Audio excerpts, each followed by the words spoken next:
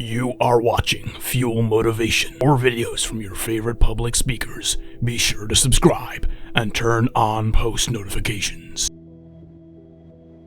This happens to me on most mornings. I was 300 pounds twice in my life. So every day I have my shoes laid out because I hate running. People don't believe it. Fuck you, I hate it. So this is what happens. Every day I wake up out of my fucking bed and there's my shoes, my shirt, my shorts, depending on the weather. There's some days I fucking wake up and I just look at the motherfuckers for hours. And then I start walking around the fucking house. And I say, I don't even fucking run today.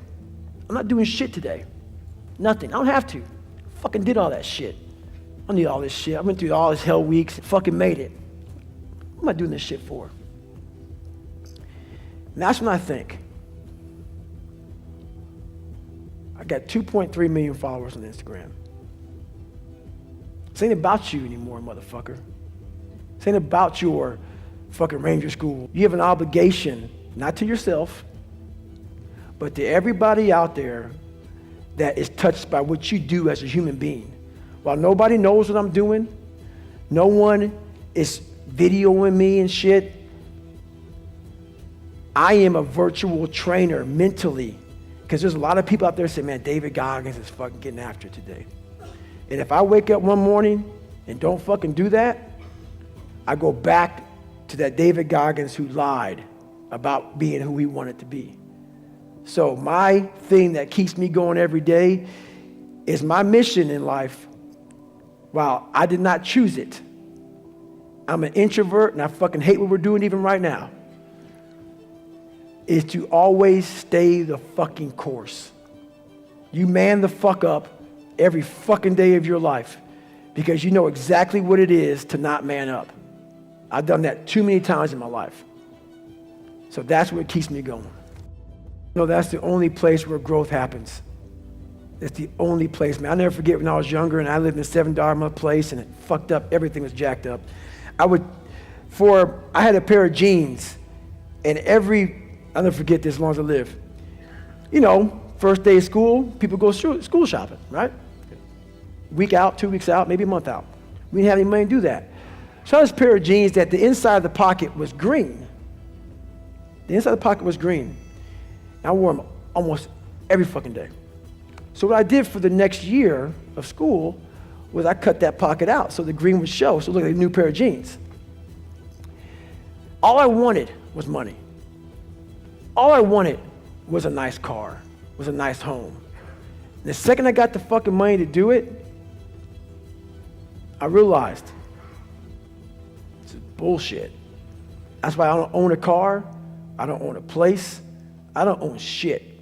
You will see me wearing the same fucking shit every fucking day. I don't hide none of that, nothing.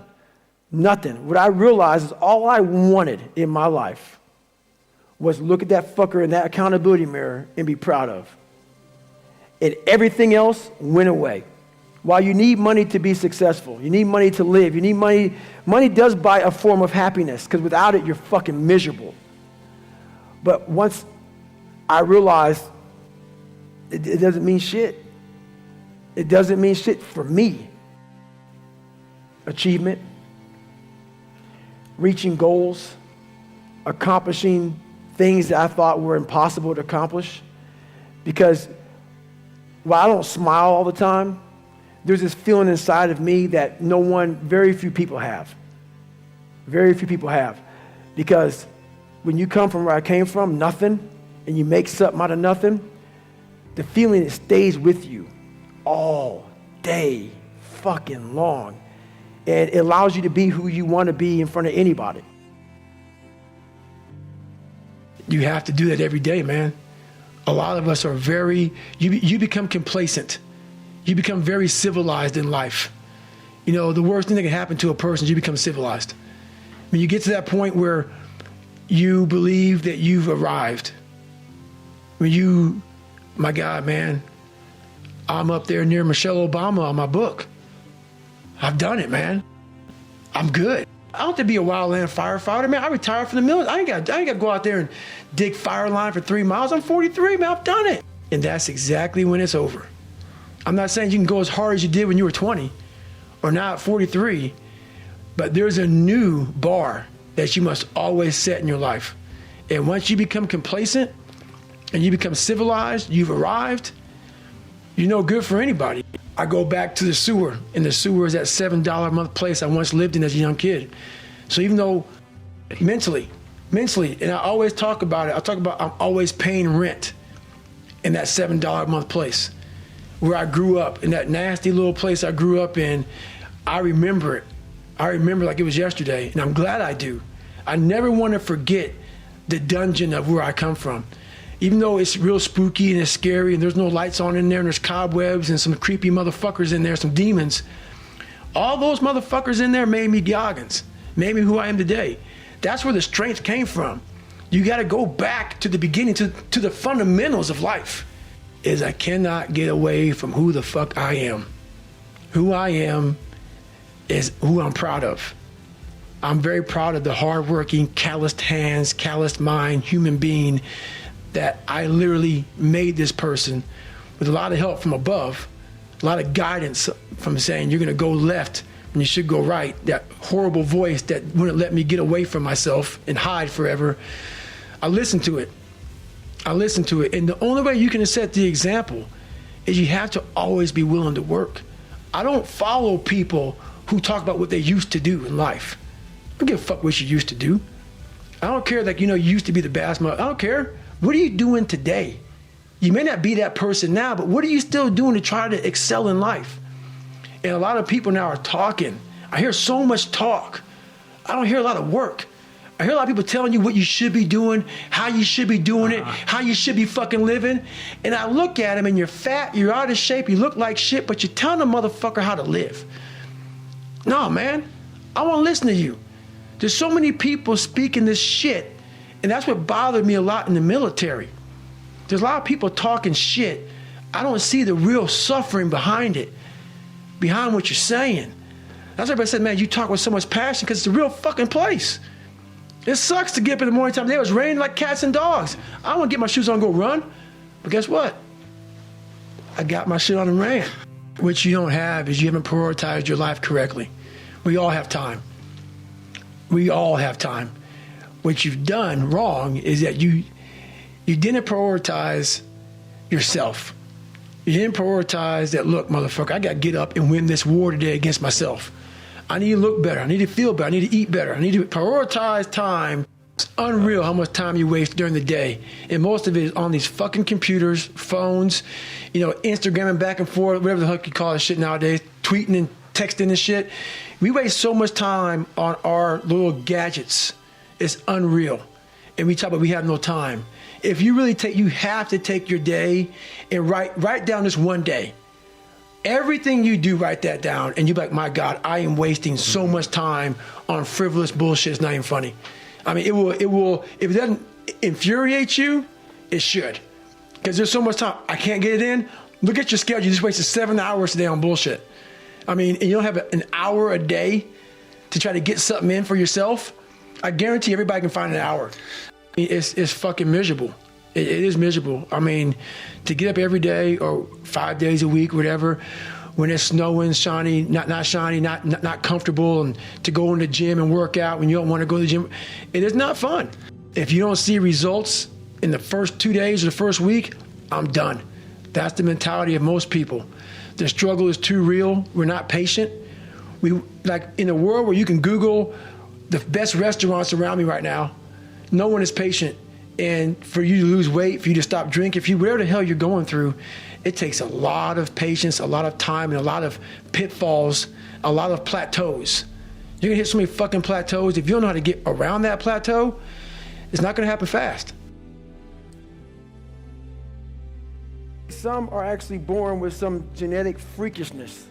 I was not.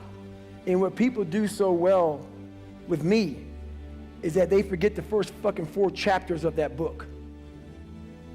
And all they fucking do, as you read, you start to forget shit, and then you start to hear about running on broken legs and fucking all that sort of shit. And he's Must be, oh my God, pull-up records and this and that.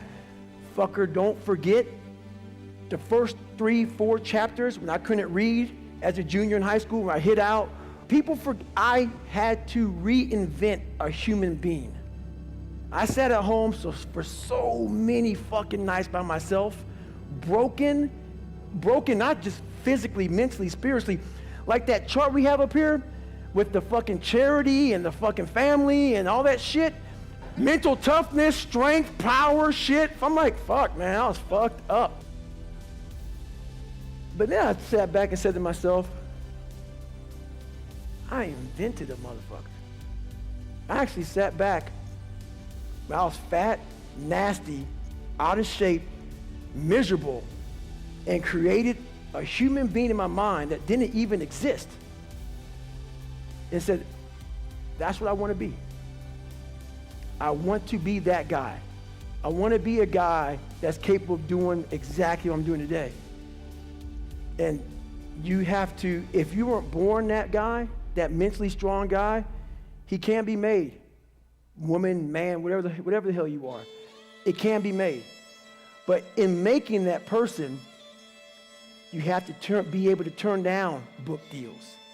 You have to be who the fuck you are every day of your life, and never care about anybody who gets in your way that said you're not doing something the proper way. I was always afraid of people not wanting to, like, when you get bad as I did, I lied all the time. I wanted to be accepted and loved and all that shit that I created about 50 people. Whatever you like, I like. Just if you would be my friend, just be my friend. And that's where we get lost in life. If you don't get over that, you're doomed. Because what happens is this, you start to create a whole bunch of people that aren't even yourself. You never figure out who you are. You never live up to your dreams, your ambition. You live up to what whoever is around you that you like so much, that you want to emulate and be like so much, you live their dreams. You lose your power. You lose your power. The ultimate power is owning yourself. They can. And I get that question a lot. While it helps you, it also hurts you to come from darkness, because why? It's easy for me to sit back and say, you know what? Poopy pants mentality. I want to sit back and let the world take care of me now. And that's what I'm talking about. Don't play sick too long. While my childhood was so messed up, I played sick way too long, and I almost lost tons of opportunities by playing sick. Because it feels good to play sick. And I couldn't read. I can't read. You know, when I was a junior in high school, I couldn't read. If you live that life, it feels good for people to, oh man, you know, that's just David, man. He's just not real smart, and he had a bad life. And you get a get out of jail free card. That's nice. It sucks doing what I had to do to get here today. That was not fucking fun. That darkness is, there's nothing that dark to drive me to the places I had to go to become successful. On the flip side of that, if you come from a silver spoon family, you have to realize that. You have to realize, fuck, there's people out there like David Goggins who had nothing, fucking nothing. And I've had all this opportunity in front of me, and I'm a loser. I'm not shit. So what does that say about me? The conversations are very similar. You have all this opportunity and you've gone nowhere with it. I'm at the bottom of the barrel, and it could take me a lot longer just to get where you're at for the starting line, to be fair. So I realized that whenever times would get hard for me, I would fucking quit. And I would work my ass off. I taught myself how to read and write. I taught myself how to swim. But whenever something would crest just high enough to where I just couldn't mentally handle it, I would always just punch out. And this right here is you pulling your parachute and pulling a reserve is why I'm doing this. So basically you always just punch out and you fucking quit and go back to where you started. I'm not good enough. And I wondered, why is my mind so fucked up? And I think a lot. And I said, you know what, man, this shit started in Buffalo with my father. I hadn't seen him now for 12 years. So I drove from Indiana to Buffalo, New York to visit my father. And while we didn't say anything to each other, you know, he tried to, you know, do whatever he does, and he didn't say sorry, but only went back there to study the demon. I never studied him before. And come to find out, years later, I found out that he's afraid of the dark. He had a whole bunch of demons himself. While we never said sorry, I was able to understand a little bit more about the fucking enemy. And when you understand the enemy more, it makes sense to why if nothing makes sense to you, you always wonder why. So those demons keep on flying around. I knew why. I did my research. So never fear something until you do your research on it. When you don't fix yourself, if you're 20 years old, you get a girl pregnant, you're not ready for that. When you're a young kid, 4, 5, 6, I'm not like giving him a get out of jail free card. The man needed fucking help and never got it. But I write down my day, and what I do is I go back and study that day. Like sometimes I might get sick, I might be overtrained, I might gain a couple pounds here, I might feel whatever. It's like my accountability journal of what I'm doing with my life, physical, mental. I had an eating journal, all this shit, and it helps me go back to once again study. I'm a lab rat, and I study myself. And I'm like, when I'm feeling fucked up, I go, okay, what did I do last week? And usually I can find out where I messed up last week. You know, how much I'm traveling, how much I'm sleeping, how much I'm doing all this stuff. And through journaling, man, you can really figure out so much about where you're messing up in life and what you need to fix about yourself. And that's the thing about it, you cannot put bullshit in there. It's got to be a real journal about, hey, today I messed up here.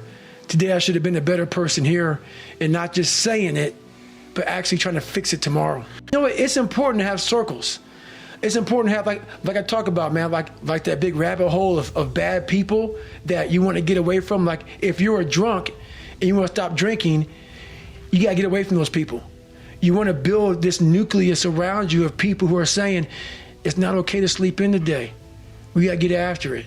Hey, let me see your journal. You're supposed to be running 5 miles today. You only ran 3. You got to have those people. Some people need those people. And it's important. But you want to get to the point in your life, it's real important that you hold yourself accountable and those people start to fade away because you now got it. You want to be that person because they're not always going to be there to hold your hand. In times of need, even the hardest person forgets how badass they are. So I've been through a lot of shit in my life. When you're going through a hard time right now, you forget all the hard shit you endured. So the cookie jar is a reminder that, oh, I can get through this hard time right now, but you got to take a second or two to reach into the mental cookie jar. Let's say it's a fortune cookie. But in my mind, my mom used to buy these cookies, you know, in the cookie jar, and it was an Oreo, Chips Ahoy, whatever. That's where I got the cookie jar from. But you got to open up and say, okay, man, I was in 3 hell weeks, and I got through 2 of them. You know, I was in Ranger School. I ran about all these things I endured alone. I had to remind myself of the strength and the power that I have, that it's in me. It's just a reminder of how badass you are in hard times, because, you know, we just forget that bad time consumes our mind.